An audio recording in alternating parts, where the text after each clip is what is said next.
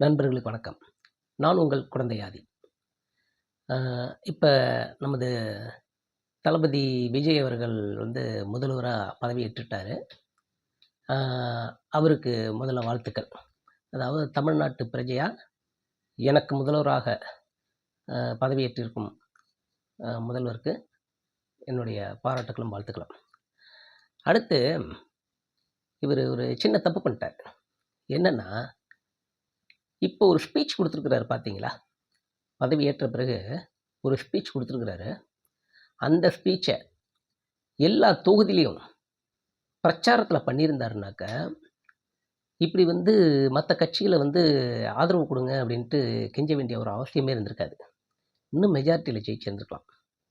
சரி, அத விடுங்க. அவரு ஏன் பிரச்சாரத்துக்கு போகல அப்படின்றதெல்லாம் அவருக்கு மட்டும் தான் தெரியும். நம்ம 1000 கணிப்பு கணிக்கலாம். அது அவருக்கு மட்டும் தான் தெரியும். பல பேர் பலவிதமா சொல்லிட்டு இருந்தாங்க. இந்த எலக்ஷன் பூத்து, எலக்ஷன் இதெல்லாம் தாண்டி இப்ப நமக்கு வந்து சிஎம் வந்து விஜய் ஆயிட்டாரு. நம்ம சிஎம்ன்றதுனால நம்ம அவருக்கு கீழ நம்ம பிரயாணிச்சு தான் ஆகணும். அப்புறம் நிறைய விஷயங்கள் நல்லா சொன்னாரு. அது கூட இன்னும் சில விஷயங்கள் சொல்லியிருக்கணும். என்னன்னா, இப்ப திமுக வந்து இங்க வந்து ரொம்ப நல்லதெல்லாம் செஞ்சுட்டு இருந்தாங்க. ஆனாலும் மக்களுக்கு திமுக மேல சில வெறுப்புகள் இருந்ததுக்கு இதுவும் ஒரு காரணம். என்னன்னா, திமுகவுடைய தொண்டர்கள் நிறைய இடங்கள்ல போய் அட்டூழியம் பண்ணாங்க. இதெல்லாம் நம்ம வீடியோல பார்த்துருப்போம் இல்லையா? கடைங்கள அடிச்சு உடைச்சது, சில ரவுடிசம் பண்ணது, இந்த மாதிரியான கட்ட பஞ்சாயத்து, இந்த மாதிரியான விஷயங்கள் வந்து ஒட்டுமொத்த ஒரு கட்சி மேலேயே ஒரு அதிருப்தியை ஏற்படுத்தும் மக்களுக்கு. ஸோ, நீங்க உங்களுடைய தொண்டர்களுக்கு இங்க சொல்லியிருந்திருக்கணும். நம்ம ஆட்சிக்கு வந்துட்டோம். இனி நம்ம கட்சி, நம்ம புதுசா வந்திருக்கோம். நம்ம மக்களுக்கு எந்த தொந்தரவும் குடுக்கக்கூடாது. நம்மளை வெறுத்த மக்களும் இனி நம்மள ஃபாலோ பண்ணணும். நம்மள விரும்பணும். அந்த மாதிரி நீங்கலாம் நடந்துக்கணும். அந்த மாதிரி உங்களுடைய எல்லா செயல்பாடும் இருக்கணும். அப்படின்ற மாரி ஒரு தகவல் அங்க சொல்லியிருந்திருக்கலாம். இப்ப நல்லா பேசினாரு. ஆனா எழுதி குடுத்து வச்சு பேசின மாரி தெரியல. அப்படியே எழுதி குடுத்திருந்தா கூட ரொம்ப அழகா பேசியிருந்தார். இதோ இத பண்ணியிருக்கணும். அடுத்து நம்ம கவர்மெண்ட் கஜானா காலி ஆயிடுச்சுன்ற ஒரு அந்த பேச்சுலாம் வந்து அரசியல் புரிதல் இல்லாதவங்க பேசுறது. நம்ம கவர்மெண்டோட கஜானா எப்பவுமே ஃபுல்லாலாம் இருக்காது.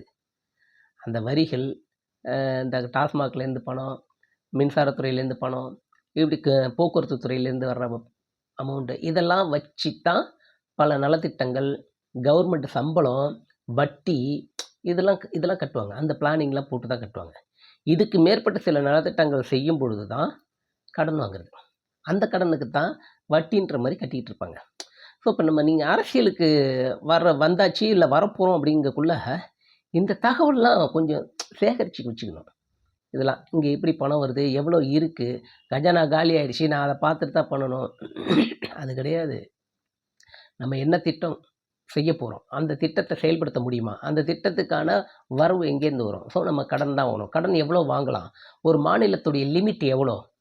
இப்போ நம்ம இவ்வளோ வாக்குறுதி கொடுத்துட்டு நம்ம அடுத்து எப்படி அதை நிறைவேற்றுறது அப்படின்னு யோசிக்கக்கூடாது. ஏற்கனவே பல இடங்களில் நம்மளுடைய அரசுடைய கஜானாவை பற்றி சிஎம்லாம் பேசியிருக்கிறாரு. ஸோ அதெல்லாம் நீங்கள் முன்னாடியே யோசிச்சுட்டு கணிச்சுட்டு தான் இந்த மாதிரியான வாக்குறுதிகள் கொடுத்துருக்கணும். வாக்குறுதிகள் கொடுத்துட்டு இங்கே வந்து எனக்கு டைம் கொடுங்க அப்படின்னு கேட்டிங்களே தவிர, எவ்வளோ டைம், எத்தனை நாள் டைம்ன்றது சொல்லவே இல்லை. டைம் கொடுங்கன்னாக்கா 4.5 வருஷம் டைம் கேட்பீங்களா என்ன? இல்லாட்டி அடுத்து ஒரு இந்த 5 வருஷம் முடிஞ்சு அடுத்த ஒரு எலெக்ஷனில் வந்து செய்கிறன்ற மாதிரி டைம் கேட்பீங்களா என்ன? அதை சொல்லணும்ல. எனக்கு எவ்வளோ நாள் டைம்ன்ற ஒரு விஷயம் தெரியணும்ல. இதெல்லாம் எஸ்கேப்பிங், தப்பிக்கிறதுக்கான ஒரு வழியாக தான் நான் இதை பார்க்குறேன். ஏன்னா டைமிங்னா எவ்வளோ டைம் கொடுக்கணும், டைம் கொடுங்கன்னு கேட்குறீங்க. என்ன இந்த இதெல்லாம் செய்ய முடியாதுன்னு தெரியாமலே நீங்கள் வந்து செஞ்சிட்டீங்க, வாக்குறுதி கொடுத்துட்டீங்க. இதெல்லாம் செஞ்சீங்கன்னா நாங்கள் சந்தோஷப்படாமல் வேறு என்ன பண்ண போகிறோம்.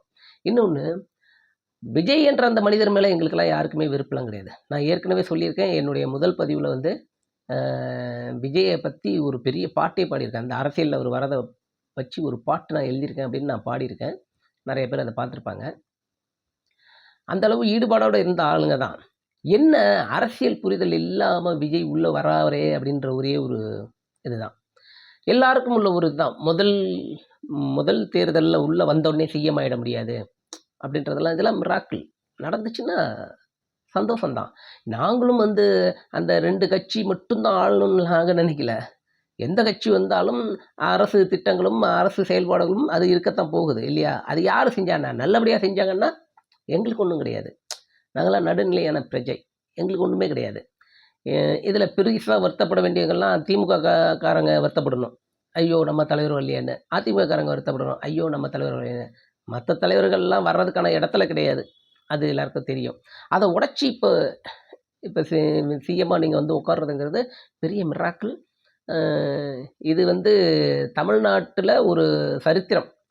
இந்த மாரியான ஒரு விஷயம் சரித்திரம். எம்ஜிஆருக்கே அது கிடைக்கல. ஏன்னா, எம்ஜிஆருக்கே சில கொ பிரச்சனைகள்ல தான் அது முடிஞ்சதுன்னு வையுங்களேன். இன்னொன்னு, அவரு இந்த மாரி திடீர்னு வந்து இறங்கல அவரு. அவரு வந்து கட்சி பணியாற்றி, எம்எல்ஏவாகி, அப்புறமா பிரிஞ்சு, கட்சிய விட்டு பிரிஞ்சு, தனி கட்சி ஆரம்பிச்சு, அந்த மாரி தான் அவரு வந்து வந்தாரு. ஆனா நீங்க அத மீறி நீங்க ஒரு பெரிய ஒரு மிராக்கிள் தான் அங்க நடந்திருக்கு உங்களுக்கு. ஸோ இத நீங்க நல்லபடியா பயன்படுத்தி, நல்லபடியா ஆட்சி செஞ்சு, உங்க தொண்டர்கள நல்வழிப்படுத்தி, மக்கள் நலன் மட்டுமே குறிக்கோளா நீங்க செயல்பட்டீங்கன்னா, நீங்க நிரந்தர முதல்வரா இருக்கலாம். இங்க இருக்கலாம். சாதாரணமா நெனச்சுக்காதீங்க. இப்படி வந்தாச்சு, தல மேல கிரீடம் வந்துருச்சு, அவ்வளோதான் இனிமே நம்மள ஒண்ணும் பண்ண முடியாது, அப்படின்ற நெனப்பு உங்களுக்கு கீழ உள்ள நெறையா தொண்டர்களுக்கு உண்டு. அத முதல்ல மாத்துங்க. இப்ப எப்படி சிஎம் அவ்ளோ நம்ம முன்னாள் சிஎம் வந்து அவ்ளோ நல்ல விஷயங்கள் செஞ்சும், அடிச்சு தூக்கி இறக்கிட்டாங்க பாருங்க. அதேபோல இங்க தூக்கி இறக்குறதுக்கெல்லாம் நாள் ஆகுது, நேரம் ஆகாது. டக்குனு தூக்கி போட்டுருவாங்க மக்கள். ஏன்னா, இப்போ உங்களுக்கு வாக்களிச்ச இதே மக்களே இருக்க மாட்டாங்க. இன்னும் யோசிச்சீங்கன்னாக்க, உங்களுக்கு வாக்களிக்காத மக்கள் தான் அதிகம் இங்க. உங்களுக்கு வாக்களிச்ச மக்கள விட, வாக்களிக்காத மக்கள் தான் இங்க அதிகம். அதனால அத மனசுல வச்சுங்க. அத வச்சுக்கிட்டு, அ என்ன எப்படி செய்யணுமோ, அத நல்ல திறம்பட செழுமையா செஞ்சாக்க, ரொம்ப நல்லாயிருக்கும்.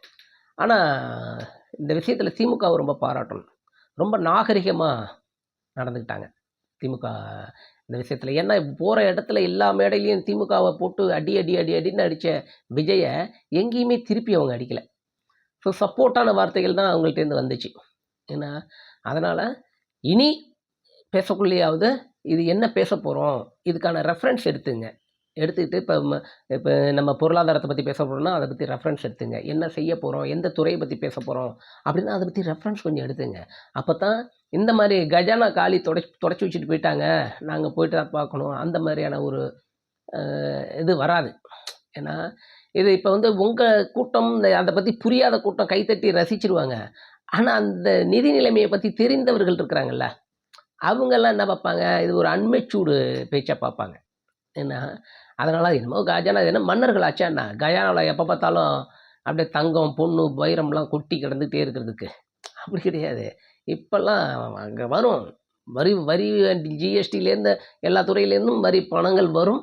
அது எல்லா திட்டத்துக்கும் செலவாகும். இப்படிதான் இருந்துகிட்டு இருக்கும். ஸோ, இனிமே நீங்க பேசுறதும், செய்வதும் மிக தெளிவாகவும், முன் யோசனையோடும் செஞ்சா ரொம்ப நல்லாருக்கும். முதல்ல உங்களுடைய தொண்டர்கள சரிப்படுத்துங்க. இந்த விர்ச்சுவல் வாரியர்ஸ் எல்லாரையும் சரிப்படுத்துங்க. இங்க வந்து எதிர்க்கருத்து இருக்கத்தான் செய்யும். நீங்க இப்ப சிஎம். நீங்க ஒரு கட்சி. எல்லா கட்சிக்குமே எதிர்க்கருத்து இருக்கத்தான் செய்யும். அந்த அந்த எதிர்க்கட்சி எதிர் விமர்சனம் பண்றவங்க மேல எந்தவித அ வெறுப்பையும் காட்டாத அளவு உங்களுடைய தொண்டர்கள நீங்க பக்குவப்படுத்தினால், அடுத்தடுத்து மக்கள் எல்லோரும் உங்க மேல ஈடுபட நீங்க நிரந்தர முதல்வரா இருக்கிறதுக்கான வாய்ப்புகள் இருக்கு. நன்றி. உங்களுடைய பணி சிறப்பாக இருக்கிறதுக்கு வாழ்த்துக்கள். நன்றி.